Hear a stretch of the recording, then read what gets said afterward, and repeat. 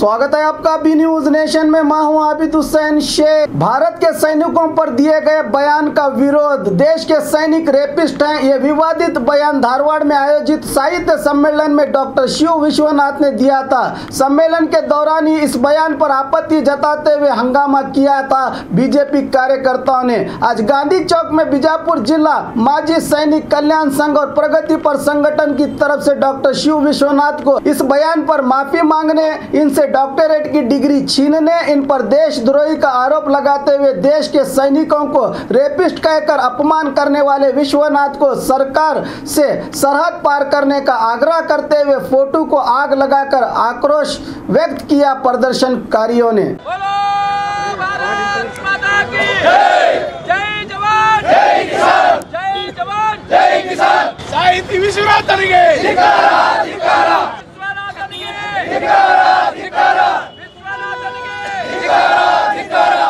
पूरा माजी सैनिकर गुंपिगे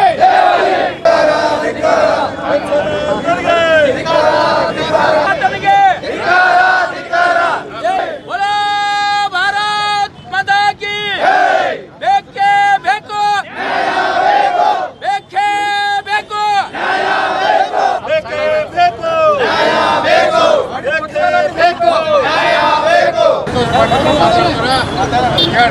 ದೇಶದ ಗಡಿಯಲ್ಲಿ ನಿಂತು ತಮ್ಮ ತಂದೆ ತಾಯಿ ಮಕ್ಕಳು ಅಣ್ಣ ತಂಗಿ ತಮ್ಮ ಪರಿವಾರವನ್ನು ಬಿಟ್ಟು ಎಲ್ಲರ ರಕ್ಷಣೆಗಾಗಿ ದೇಶದ ಗಡಿಯಲ್ಲಿ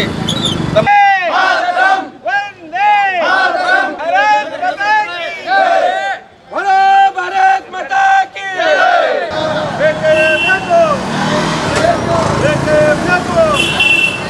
बोलो भारत माता की जय किसान जय किसान जय जवान जय किसान जय जवान जय किसान भारतीय सैन्यಕ್ಕೆ ಜಯವಾಗಲಿ ಭಾರತೀಯ ಸೈನ್ಯಕ್ಕೆ ಜಯವಾಗಲಿ ದೇಶದ್ರೋಹಿ ವಿಶ್ವನಾಥನಿಗೆ ಧಿಕ್ಕಾರ ಧಿಕ್ಕಾರ ಬೇಕೇ ಬೇಕು ನ್ಯಾಯ ಬೇಕು ಅಧಿಕಾರಿ ಹಾಗೂ ಜಿಲ್ಲಾ ದಂಡಾಧಿಕಾರಿಗಳು ವಿಜಯಪುರ ಜಿಲ್ಲೆ ವಿಜಯಪುರ ದೇಶದ ಸೈನಿಕರು ರೇಪಿಸ್ಟ್ ಎಂದು ಹೇಳಿಕೆ ನೀಡಿದ ಡಾಕ್ಟರ್ ಶಿವ ವಿಶ್ವನಾಥನ್ ಅವರ ಹೇಳಿಕೆಯನ್ನು ಜಿಲ್ಲೆಯ ಮಾಜಿ ಸೈನಿಕರು ಮತ್ತು ಪ್ರಗತಿಪರ ಸಂಘಟನೆಗಳ ಪ್ರತಿಭಟನೆ ಕುರಿತು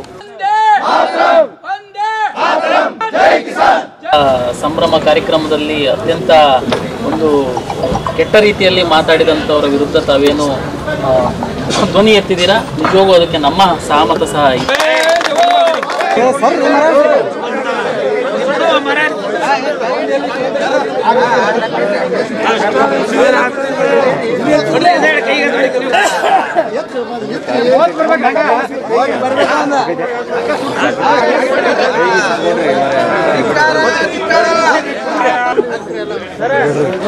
ಮೊನ್ನೆ ಧಾರವಾಡದಲ್ಲಿ ಕನ್ನಡ ಸಾಹಿತ್ಯ ಸಮ್ಮೇಳನದಲ್ಲಿ ಡಾಕ್ಟರ್ ಶಿವ ವಿಶ್ವನಾಥನ್ ಎಂಬುವರು ಸಾಹಿತಿಗಳು ಭಾರತೀಯ ಸೈನಿಕರ ಬಗ್ಗೆ ಅವಹೇಳನಕಾರಿಗಳು ಮಾತನಾಡಿದ್ದಕ್ಕೆ ದೇಶದ ತುಂಬೆಲ್ಲ ರೋಚಿಗೆದ್ದಾರೆ.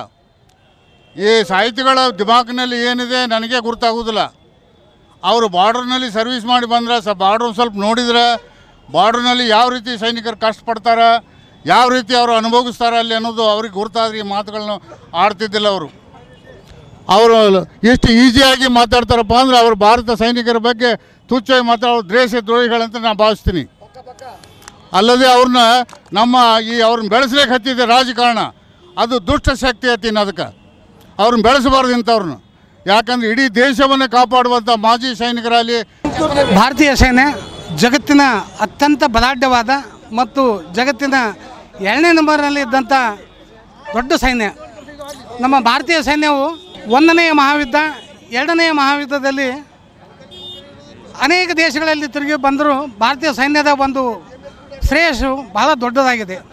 ಭಾರತೀಯ ಸೈನಿಕರು ಶಿಸ್ತಿನ ಸೈನಿಕರು ಮತ್ತು ದೇಶದ ಹೊರದಲ್ಲಿ ಬರುವಂಥ ವೈರಿಗಳನ್ನಾಗಲಿ ದೇಶದ ಆಂತರಿಕ ಸ್ಥಿತಿಯಲ್ಲಿ ಆಗಲಿ ಯಾವ ರೀತಿಯಿಂದಾದರೂ ಅವರು ಅಶಿಸ್ತವನ್ನು ಮಾಡುವುದಿಲ್ಲ. ನಾನು ಭಾರತೀಯ ಸೇನೆಯಲ್ಲಿ 37 ವರ್ಷ ಸರ್ವಿಸ್ ಮಾಡಿ ಬಂದಾಗಲೂ ಒಂದು ಈ ಥರದ ಯಾವ ಘಟನೆಗಳನ್ನು ನಾನು ಕಂಡಿಲ್ಲ. ಎಲ್ಲೋ ಏನೋ ಆದರೂ ಒಂದದ್ದು ಅದನ್ನು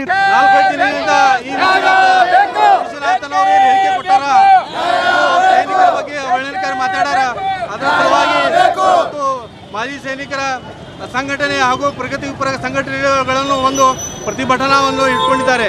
ಇಂತಹ ದೇಶದ್ರೋಹಿ ಮಾತಾಡುವವರನ್ನು ದೇಶದಿಂದ ಗಡೀಪಾರ ಮಾಡಬೇಕಂತ ನಾವೆಲ್ಲ ಮಾಜಿ ಸೈನಿಕರು ಹಾಗೂ ಜಿಲ್ಲೆಯ ಪ್ರತಿಭಟನಾ ಸಂಘಟನೆಗಳು. ನಾನು ಏಕಶ್ವೇದ ನಾನಗೌಡ. ಇಂಥ ಡಾಕ್ಟರೇಟ್ ಕೊಟ್ಟಿದ್ದು ಮಹಾ ತಪ್ಪು ಅನಿಸುತ್ತೆ. ಎಂಥ ವ್ಯಕ್ತಿಗಳಿಗೆ ಸೈನಿಕರ ಬಗ್ಗೆ ಮಾತನಾಡಬಾರದು ಎಂದು ತಮ್ಮಲ್ಲಿ ವಿನಂತಿ. ಏಕಶ್ವೇದ ನಾನಗೌಡ ಹಿರೇಗೌಡ. ಧಾರವಾಡದಲ್ಲಿ ನಡೆದಂಥ ಸಾಹಿತ್ಯ ಸಮ್ಮೇಳನದಲ್ಲಿ ವಿಶ್ವನಾಥನಂಥ ಸಾಹಿತಿಯನ್ನು ಸ್ಟೇಜ್ ಮೇಲೆ ತಗೊಂಡು ಹೋಗೋದೇ ಒಂದು ದೊಡ್ಡ ನಮ್ಮ ದುರ್ದೈವ. ಯಾಕಂದರೆ ಅವರಿಗೆ ಬಾರ್ಡ್ರಲ್ಲಿ ಸಿಯಾಚಿನ್ ಗ್ಲಿಸಿರಲ್ಲಿ 1 ತಾಸು ಅವ್ರಿಗೆ ಇದ್ದು ಬರೋ ಕೇಳಬೇಕು. ಅವ್ರಿಗೆ ಯಾವ ಥರ ನಮ್ಮ ಸೈನಿಕರು ಕಷ್ಟಪಡ್ತಾರಂತ ಗೊತ್ತಾಗುತ್ತೆ. ಇಲ್ಲಿ ಆರಾಮಾಗಿ AC ಮನೆಯಲ್ಲಿ ಕುಂತು ಬಂದು ಭಾಷಣ ಮಾಡೋದು ಭಾಳ ಸರಳ. ಅಂತ ಸಿಯಾಚಿನ್ ಗ್ಲೇಸಿಯರ್ ರಾಜಸ್ಥಾನ ಅಂತ ಬಿಸಿಲಿನಲ್ಲಿ ಕೆಲಸ ಮಾಡಿ ನಮ್ಮ ದೇಶದ ಎಲ್ಲ ಜನರ ರಕ್ಷಣೆಯನ್ನು ಹೊತ್ತಂಥ ಸೈನಿಕರಿಗೆ ಒಂದು ಅವಮಾನ ಥರ ರೀತಿ.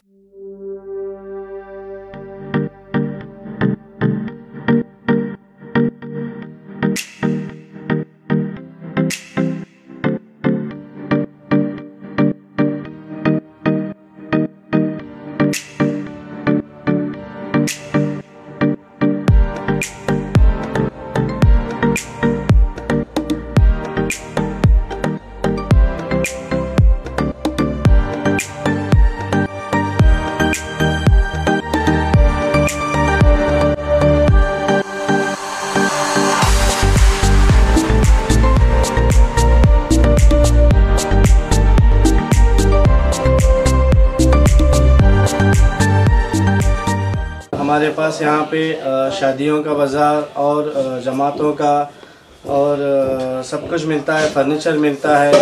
हमारे पास अच्छे से अच्छी क्वालिटी भी है और कम से कम क्वालिटी का रेंज भी है। फर्नीचर में हमारे पास 7,000 से चालू है, जो हम कम से कम रेंज में हमारे बीजापुर की जनता को देना चाहते हैं। और पूरे बीजापुर डिस्ट्रिक्ट से हमारे पास कस्टमर्स आते हैं और इंशाल्लाह आते रहेंगे। आप भी एक मर्तबा हमारे शॉप को ज़रूर विज़िट कीजिए।